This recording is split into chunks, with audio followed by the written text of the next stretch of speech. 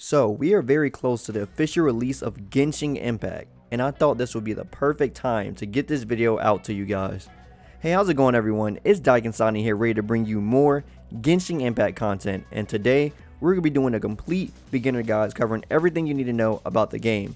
There will be timestamps for your viewing pleasure. If there's a mechanic here that we are covering that you already know all about, then feel free to skip to the next section.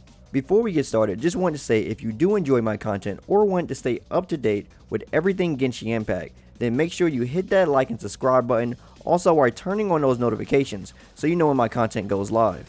Now, I'm also going to be doing the first week of Genshin Impact video guide, which will be coming out very soon, so keep your eyes peeled out for that as well. Anyway, without further ado, let's get started. First thing to talk about here is how do you progress in the game. Your adventure rank or AR level is basically your Genshin Impact's account level. Your AR level is also directly in control of your world level. Your world level is the scaling difficulty of your world as you progress in the game. This will make enemies much stronger, however, it increases the reward chances of them dropping high rarity items. To increase your AR level, you will need to do quests, solve puzzles, farm ley lines, or defeat elite bosses. Keep in mind some of these AR increasing methods will cost you a Resin, which is the stamina or energy of the game, which we'll talk about that in due time. Now, I want to give you all a brief understanding of the rarity color system of this game. However, not every item or thing such as characters have the lowest possible rarity. For example, keep in mind that there are only 4-star and 5-star characters in the game. Each rarity is represented by a specific color. 1-star rarity will be gray, 2 stars green, 3 blue, 4 stars purple, and 5 stars gold. Understanding the system along with the stars is just another great way for you to better understand if you have a lower or higher rarity item. Next up, let's talk about how characters and their tool sets work. Every character will consist of a basic attack, a charge or hold attack, a newly added plunge attack, an elemental skill, and an elemental burst or ultimate. Keep in mind that elemental skills and elemental bursts both have cooldowns. However, your ultimates will also require elemental energy to recharge to use it again. The amount needed will also vary per character. Each character will also consist of talents, ascensions, and constellations. Character talents are a direct way for you to increase the damage of your character's basic attacks and skills or their healing abilities. Within the talents are skill attributes that will allow you to understand how your character talents will be affected and how they should be built for the future if they have specific scalings to certain stats. Also within a character talent section are some character skill ascension skills that will unlock as you level them up further, as well as passive skills at the bottom that are unique to everyone. Character ascensions are the way you will be uncapping the character level of your character once you reach the max. Character ascensions not only uncap the character so you can level them up further, but gives you additional stat bonuses in the process.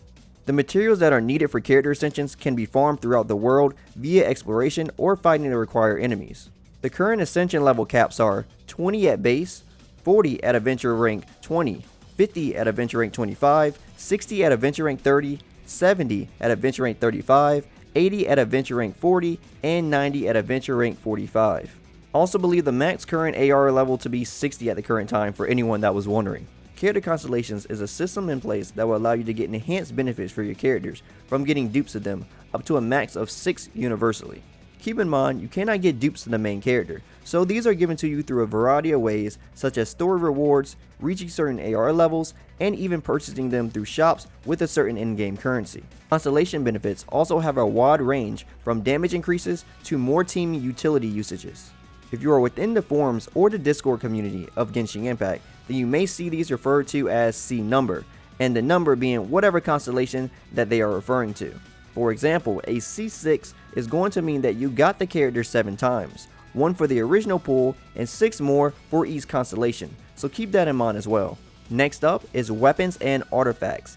Each weapon 3-star or higher will consist of a base attack and a static substat and weapon skill that will never change no matter how many dupes of a weapon you may get.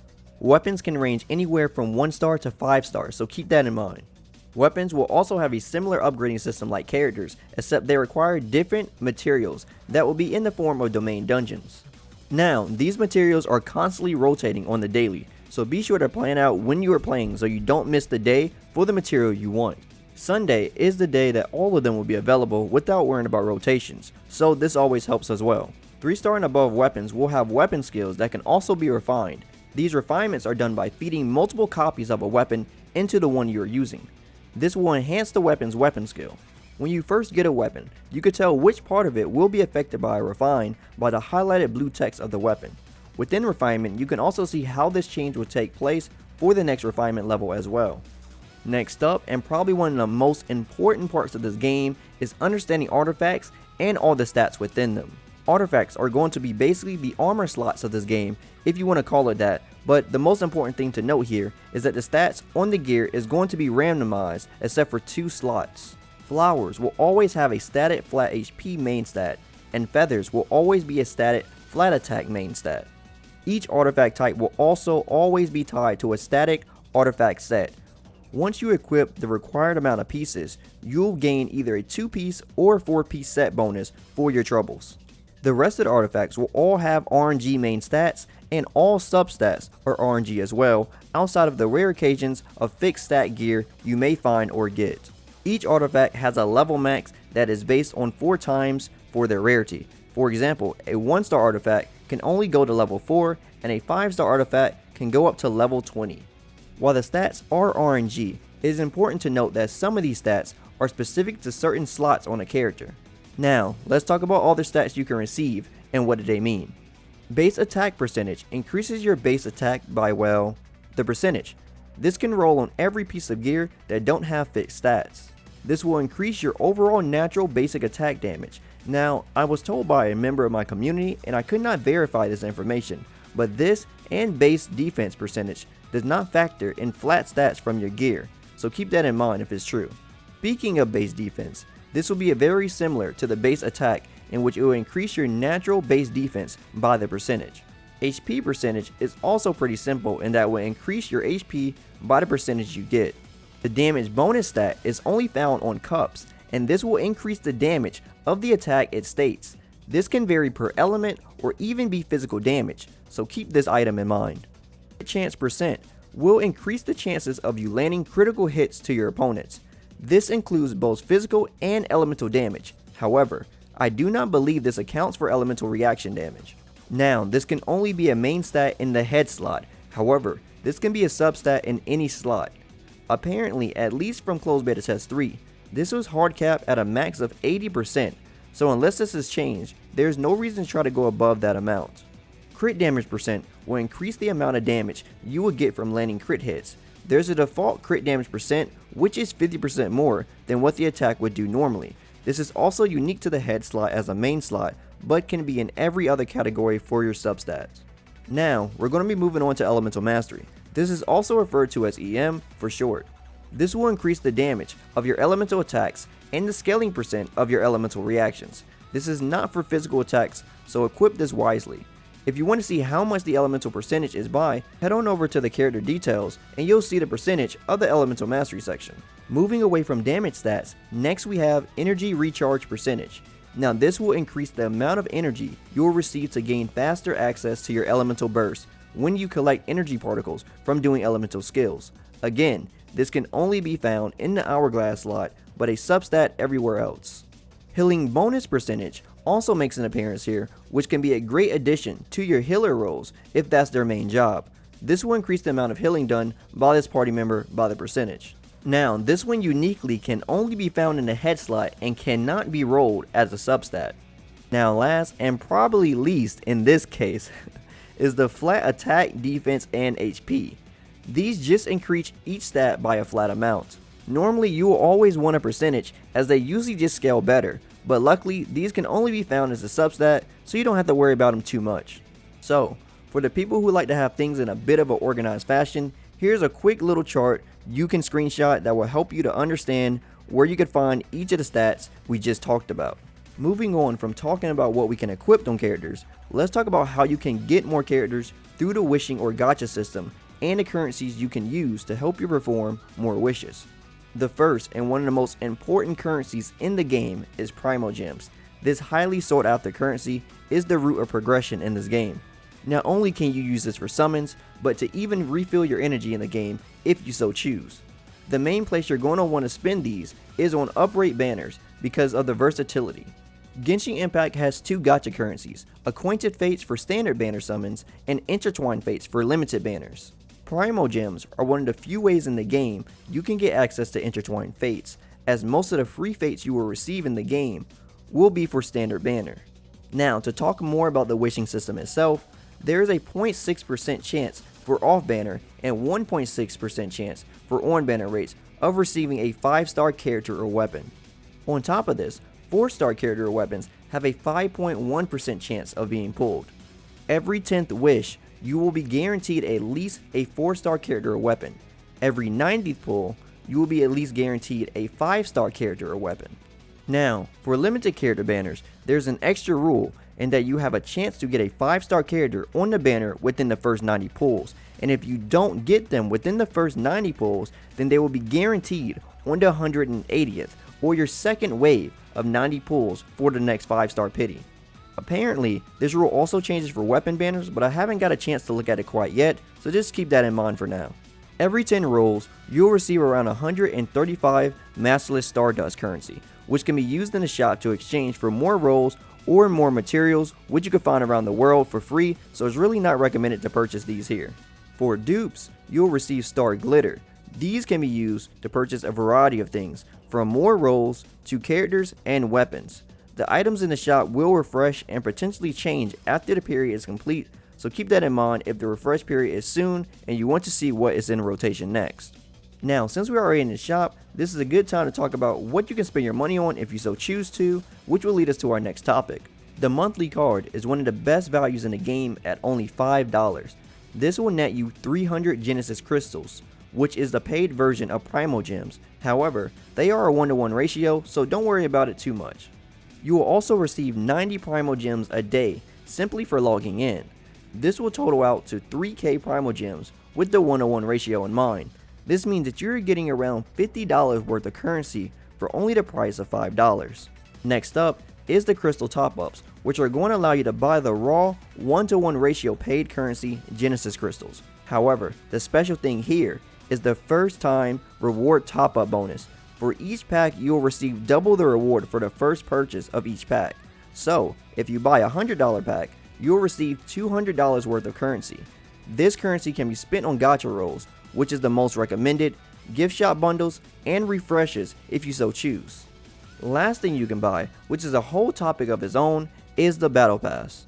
At AR 20, you unlock the Battle Pass, which will net you quite a few rewards for each level for completing the task and gaining Battle Pass experience. However, there's another pass here you can buy called the Gnostic Hymn version. This pass will cost you $10. This will allow you to get both the top and bottom rewards of each level. This is also one of the few ways you can get access to Intertwined Fates in the game. Not only this, but there are also special Battle Pass weapons for the Gnostic Hymn buyers after you reach Battle Pass level 30. Now, all of these weapons are really good, so if you're going to buy this pack, pick the one that best suits your team. There is even a more expensive version of the Battle Pass, which will give you a boost in BP and special name card.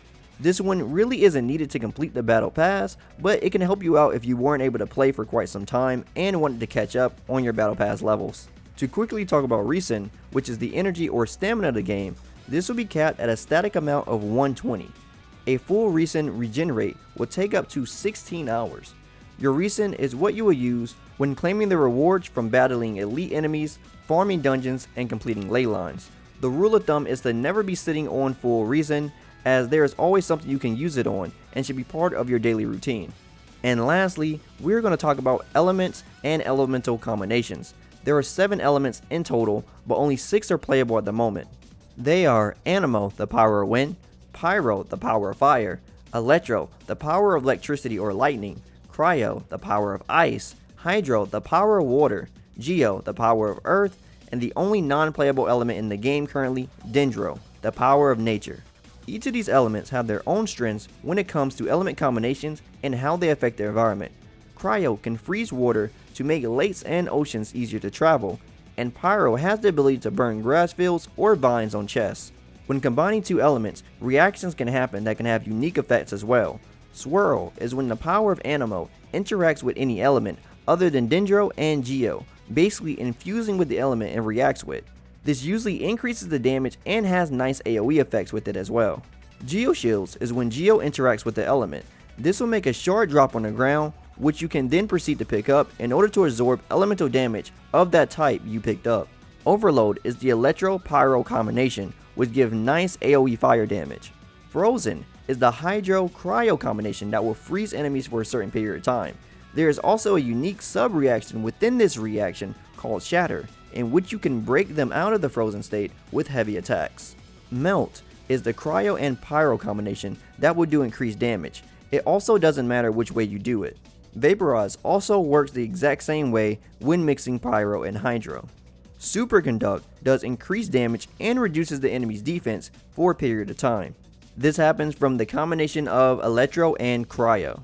Electrocharge will happen when combining Hydro and Electro, and this will do damage over time to multiple enemies in a certain radius as they shock each other. It's actually pretty funny to look at.